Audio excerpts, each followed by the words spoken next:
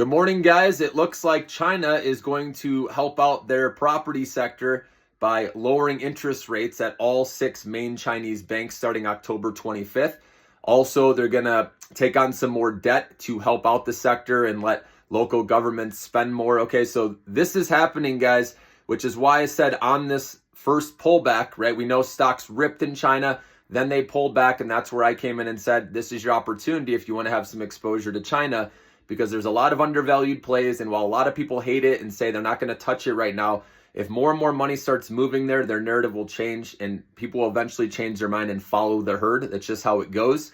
So that's why I'm beating the herd, and I already have some of this in my long-term portfolio. But again, you don't have to bet the farm, right? We're talking a small portion of your portfolio just to diversify. So I like China here going into next week. It'll probably already be up big on Monday, right? So you got to wait for another pullback, but you might not get it, just like last time how it just kept going. Okay, so maybe just start with the starter position and see what the market gives you there if you're interested in China. But I also wanted to talk about the US economy in this video. Okay, there's still people that are on the sidelines that think a recession is coming because the Fed cut by 50 basis points, but with hotter than expected inflation and data coming out, recession is not likely, but that money could enter the market, and we already are starting to see that. On Friday, the small caps outperformed big, even after that hotter than expected inflation report. The market just shook it off, as well as the CPI, because again, it's better than showing deflation, right? We know when we had a negative CPI reading, that's when the market crashed, or I shouldn't say crashed, but it had a big correction, right? Where Nvidia went back into the 90s, okay? And that happened to be the reason why that happened too, is because of the yen, right? The carry trade, all that, all right?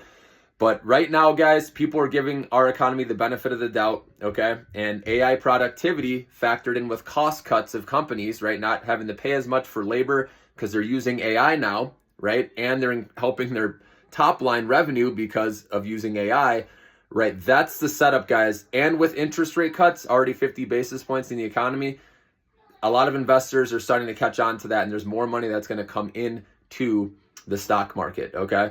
And also the small caps got a lift, and I'm curious to see if that can keep going up, because if it gets momentum, then it could finally be time to break out for, the IWM index, the Russell 2000. But I'll believe it when I see it, because it's been very choppy lately, okay? But in the end, guys, just remember the AI productivity. If you see the long-term picture and how companies are still learning how to monetize this, and like I said, improving their bottom line while increasing their revenues, right? That helps obviously raise their earnings and revenue guidance, and then that feeds into the S&P and the NASDAQ, and that's why it can keep going higher this rally. As much as people want to hate on it and say it needs to take a breather, it's a bubble, whatever people want to say, right? Reinflation, you're going to hear it all. Remember, stocks climb a wall of worry, and if there's still money on the sidelines, that means it can come in. Once you hear everybody bullish saying, okay, stocks aren't going down again, right? The Fed's going to do whatever it takes, right, to keep the economy good, right? Once everyone's bullish, that's when you want to be cautious, right? And we're getting closer to that. We're not there yet, but just know October can be very hairy, and that's why I said in the short-term account to trim on the rips like we saw Friday, got some huge rips with the small caps, and then raise your stop limit higher just in case, because anything can happen with news. Okay, the political front, right? But just know all that's noise, guys. Once we actually know who's president and we clear through that, then I think the market's going to get back on track if it even falls. Right now, people are buying, right? We know September was a positive month. October is already a positive month. So maybe the gains will be front loaded and then maybe not as much November, December. But I think overall, long term, that's why you got to hold these AI names to see what's possible, because this is an inflection point ever since ChatGPT was introduced, right, in end of 2022. Right now, AI has been filtering through the economy. We're finding new ways to use it. Obviously, the supply is way lower than demand with these AI chips, and NVIDIA can keep going. And like I said, it's spreading to other industries.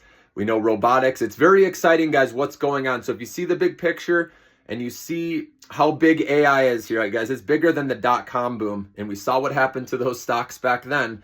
This could be way bigger than that. So if you think NVIDIA is done with its rally, I think people are going to be shocked to see how high this stock really can go, okay? But like I said, in the short-term account, don't get too greedy, because anything can happen in this month of October. We got to clear through this with the election and all that. And obviously wars going on, a lot of things, oil prices going up. So that's why keep trimming, raising your stop limit to make sure you take a win no matter what in your short-term account. But long term, make sure to let these ride, guys. Okay, that's why if you can have two accounts, it's the best of both worlds, so you can see those long term gains down the road.